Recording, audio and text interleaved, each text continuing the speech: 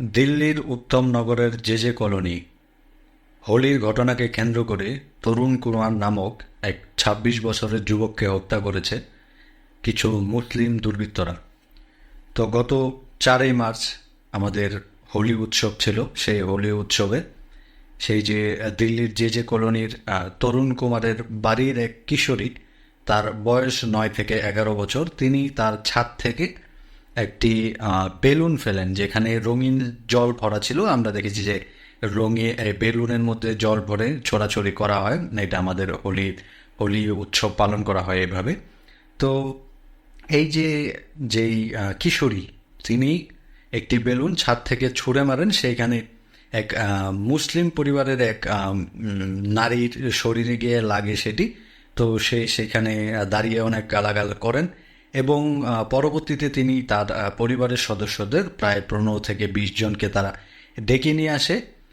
সেইখানে তাদের যে বাড়ির সদস্য রয়েছে তাদের উপরে হামলা করে। তো তখন যে তরুণ কুমার নামক যে ২৬ বছরের যে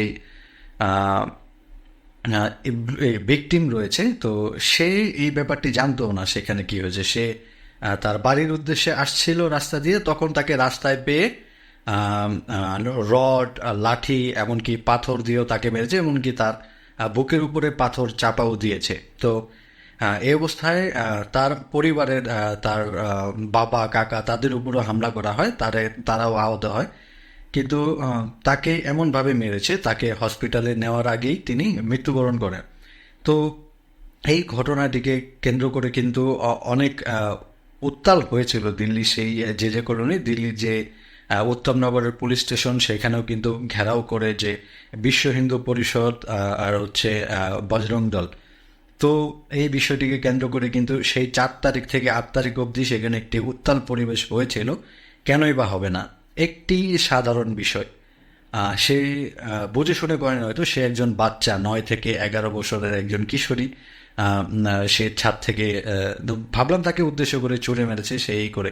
কিন্তু এই বিষয়টা নিয়ে এত বড় করে একজনকে হত্যা করা, এটা কখনো কাম্য হয় না। কারণ পৃথিবীতে যদি কোনো পাপ থাকে, সবচাইতে বড় পাপ হচ্ছে মানুষ হয়ে মানুষকে হত্যা করা। তো এটা কিন্তু দেখুন, এইটা আমরা বরাবরই দেখে এসেছি। শুধু যে এই দিল্লির উত্তম নগরের ঘটনা এমন না। আমরা জানি যে মুসলিমদের কোনো সাধারণ একটি বিষয় নিয়ে আপনারা যদি তাদের বিরুদ্ধে কোনো সত্যি কথাও বলেন, যদি সেটা তাদের মান সম্মানে গিয়ে আঘাত করে, তাদের ধর্মীয় অনুভূতিতে আঘাত করে, তাহলে তাদের যে ভাষ্য অনুযায়ী তাদের ধর্মগ্রন্থ নাকি বলে যে তাদেরকে হত্যা করতে হবে যারা তাদের ধর্ম নিয়ে কোনো কটূক্তি করে বা যে কোনো কটূক্তি রকম কোনো কথা বলে, তাহলে তাকে হত্যা করতে হবে। এটা হচ্ছে তাদের ভাষ্য অনুযায়ী এই মুসলিমরা এটা বলে থাকে আর কি। তো এখন আমরা যেই বিষয়টি দেখলাম যে আমাদের বিশ্ব হিন্দু পরিষদ এবং বজরং দল মিলে সেইখানে গিয়ে তাদের যে বাড়ি গাড়ি ছিল যে মুসলিম পরিবারের, সেগুলি ভাঙচুর করেছে। এমনকি তাদের বাড়ির অনেকটি জায়গা ভাঙচুর করেছে, এমনকি তাদের বাড়ি বাজেয়াপ্ত করেছে। এবং তারা কিন্তু পলাতক, তাদেরকে কিন্তু খোঁজা হচ্ছে। দিল্লি পুলিশ, এই উত্তমনগরের পুলিশ, তারা কিন্তু সম্মিলিত হয়ে তাদেরকে খোঁজার আপ্রাণ চেষ্টা করেছে। কারণ এই যে ঘটনাটি একটি ছোট্ট বিষয়, একটি ছোট্ট শিশুর একটি ঘটনাকে উদ্দেশ্য করে তার পরিবারের মানুষকে এরকমভাবে জখম করা, এমনকি একজন ২৬ বছরের তরুণ, তিনি তরুণ বলতে তার নামও কিন্তু তরুণ কুমার। সে একজন তরুণ, তার নামও তরুণ কুমার। সে তার পরিবারের একমাত্র উপার্জনক্ষম ব্যক্তি ছিলেন। আর সে ডিজিটাল মার্কেটিংয়ে কাজ করতেন। তো এইরকম একজন উপার্জনক্ষম ব্যক্তিকে তারা এইরকম নির্মমভাবে হত্যা করলো। আমার মনে হচ্ছে এইটা তাদের পিছনের কোনো জেদ রয়েছে এই বিষয়টির উপরে। আমরা যতটুকু মনে করি সেটা একটু এইরকম একটি সামান্য বিষয় নিয়ে এরকম একজন মানুষকে হত্যা করা, এটা কখনোই কাম্য না। কারণ আমরা এটা কখনোই মেনে নিব না। তো আমাদের দৃষ্টিকোণ থেকে, আমাদের হিন্দুদের দৃষ্টিকোণ থেকে কিন্তু এই বিষয়টি যে করা হয়েছে, সেটা আমি মনে করি এটা উচিত। কারণ যদি কোনো হিন্দু তাদের কোনো সাধারণ একটি বিষয় নিয়ে কথা বলে, সবসময় তারা হিন্দুদেরকে হত্যা করেছে। আপনি বাংলাদেশের দিকে তাকান, বাংলাদেশের শুধু একটি গুজবের উপরে ভিত্তি করে সেই ছেলেটি কোনো কিছুই বলেনি। বাংলাদেশের যেই দীপক নামে যে দীপু নামে যে ছেলেটি ছিল, যাকে হত্যা করে পুড়িয়ে মেরে ফেলেছে প্রকাশ্যে, পিটিয়ে আধমরা করে তারপরে তাকে পুড়িয়ে মেরে ফেলেছে সে। এটা একটি গুজবের উপরে কেন্দ্র করে এটা কিন্তু বরাবরই হয়ে এসেছে। কোনো হিন্দু যদি কোনো সাধারণ কিছু বলে তাহলে তাদের উপরে এরকম অ্যাটাক করা হয়।